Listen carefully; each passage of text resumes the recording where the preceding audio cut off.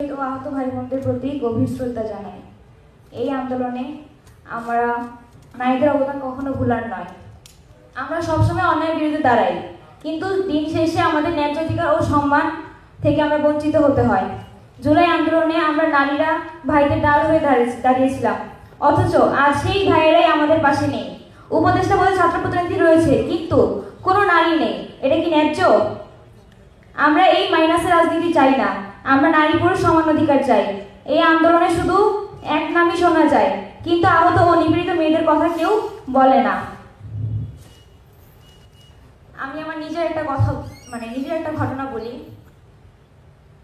4 August সকাল 9:30 বাজে চাষারা গোল চত্বর থেকে ছাত্রলীগের লোকজনরা আমাকে তুলে নিয়ে যায়। প্রায় 20-25 জনের লোকজন মতো ছিল। তো সেখানে আমাকে তুলে নিয়ে গিয়ে তুলারাম কলেজের ওইদিকে কলেজ রোড ছিল, কলেজ রোডের গলিতে মেবি আজমির ওসমানের বাড়ির নিচে আমাকে ওখানে একটা অফিস ছিল, সেই অফিসে নিয়ে যায়। ট্রেনে হিসেবে আমাকে মারতে মারতে নিয়ে যায়। আশেপাশে অনেক মানুষজন ছিল, কিন্তু কেউ সামনে আসে নাই আটকানোর জন্য। তো তারা ওখানে আমাকে মারধর করে আমার ফোন টোন সবকিছু নিয়ে যায়। তারপর সে অফিসে নিয়ে যাওয়ার পর প্রত্যেকটা মানুষ অনেক বাজে বাজে ভাবে কথাবার্তা বলছে, অনেক বাজে গালিগালাজ করছে, আমার ফ্যামিলি নিয়ে অনেক কথাবার্তা বলছে।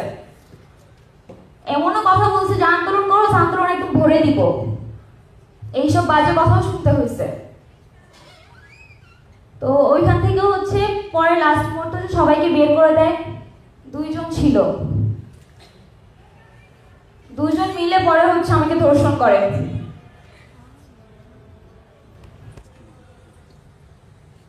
এটা এখন পর্যন্ত কোনো মিডিয়াতে আসে নাই, কারণ আমি নিজেই আসতে দেইনি। বাট যারা পারতো এটা একটা সলিউশন করতে পারতো, এখনো পর্যন্ত তারা ঘুরতেছে, তাদের কোনো শাস্তি হয় নাই।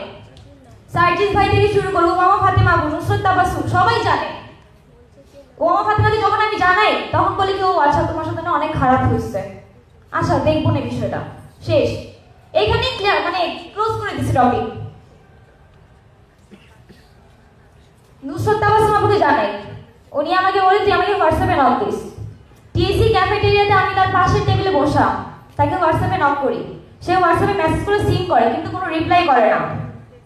আর সার্জিস ভাই একদম প্রথম থেকে বিষয়টা জানতো, সে নিজে দায়িত্ব নিছে পার্সোনালি, উনি এই বিষয়টা দেখবে, প্রশাসনের সাথে কথা বলে তাদেরকে শাস্তি আনতে আনার চেষ্টা করবে। সে আমাকে প্রতিনিয়ত বলতে কি যে তুমি আমাকে হোয়াটসঅ্যাপে নক করো, আমি ভুলে যাই, অনেক কাজে থাকি তো, ব্যস্ত থাকি, তুমি আমাকে মনে করিয়ে দিও। আমি প্রতিদিন তাকে হোয়াটসঅ্যাপে নক করতাম, ভাই আমার বিষয়টা কি দেখছেন, কিছু করছেন? সে হঠাৎ করে প্রায় 1 মাস পর আমাকে মেসেজে রিপ্লাই দিল, প্রত্যেকদিন মেসেজ সিন করে, কোনো রিপ্লাই নেই। একদিন হঠাৎ করে রিপ্লাই দিয়ে বললো কি আমি কাজে অনেক ব্যস্ত আছি, পরে তোমার এই বিষয়টা নিয়ে দেখবো। ঘটনা ওখানে ক্লোজ করে দেয়। নভেম্বরের 10 তারিখে আমি কনসিভ করি, এটাও জানানো হয়। যেদিন সকালবেলা ভোরবেলাকে আমি টেস্ট করি, তখন 5:30 বাজে ভোর। আমি মোমোকে জানাই ঘটনাটা, শামসুনার হলের মোমো সকাল 6টা বাজে আমাকে নিয়ে ধানমন্ডি লেগে যায়, গিয়ে বসে অনেকক্ষণ কথাবার্তা বলে আমাকে সময় দেয়, অনেক কিছু বোঝায়, অনেক সাপোর্ট দিছে মেন্টালি। 12টা বাজে আমাকে বাসায় দিয়ে যায়। বাসায় দিয়ে যাওয়ার পর সে গিয়ে সার্জিস ভাইয়ের সাথে কথাবার্তা বলছে। তার আগের দিন রাত থেকেই আমার সন্দেহ হইতেছিল, দেখে আমি সার্জিস ভাইয়ের সাথে যোগাযোগ করার ট্রাই করি। ইভেন কি ওনার মামা শুভম মামা, ওনার সাথে কন্ট্যাক্ট করছি। শুভম মামাকে বলছি যে আপনি একটু ভাইয়ের সাথে কথা বলাই দিয়ে। তো যাই হোক, সেদিন 12টা বাজে আমি বাসায় যাওয়ার পরে সার্জিস ভাই আমাকে ফোন দিয়ে বলে মাহি তোমাকে আমি একটা নাম্বার দিচ্ছি, একটা নাম দিচ্ছি, তুমি এই ম্যামের কাছে যাও, উনি পপুলার ডক্টর, ওনার কাছে যাও, কি কি করা লাগবে উনি তোমাকে বলে দিবে। এতটুকুই বলছে, আর কিছু বলে নাই। তখন আমি আজিমপুরে একটা বাসা নিয়েছিলাম, আমার সাথে আমার রুমমেটও ছিল। ওরা আমাকে যথেষ্ট সাপোর্ট করছে।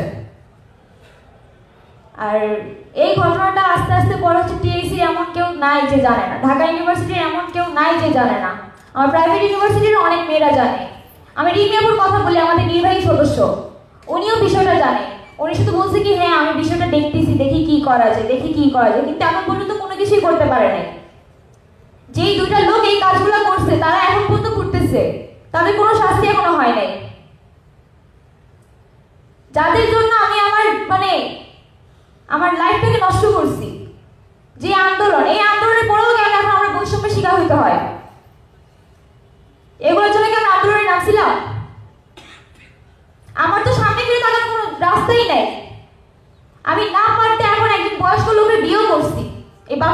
দেওয়ার জন্য।